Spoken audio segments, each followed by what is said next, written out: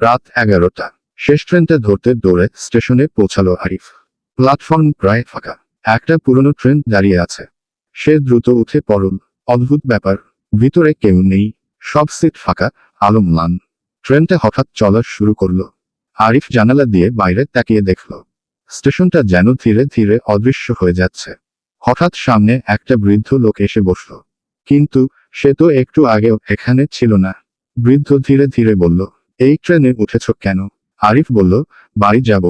বৃদ্ধ হালকা হাসল। এই ট্রেন বাড়ি যায় না। হঠাৎ পুরো ট্রেনের লাইট নিভে গেল। কিছুক্ষণ পর আলো জ্বলতেই সব সিট ভরে গেছে। কিন্তু সবাই চুপচাপ বসে আছে। তাদের মুখগুলো ফ্যাকাশে, চোখ বন্ধ। মনে হচ্ছে লাশ। আরিফের বুক ধুকপুক করতে লাগলো।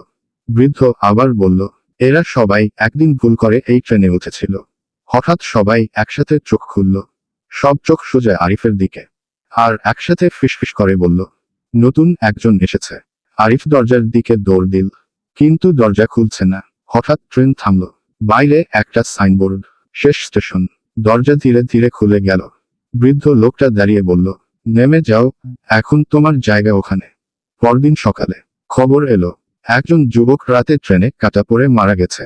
লোকজন বলছে সে ভুল লাইনে চলে গিয়েছিল।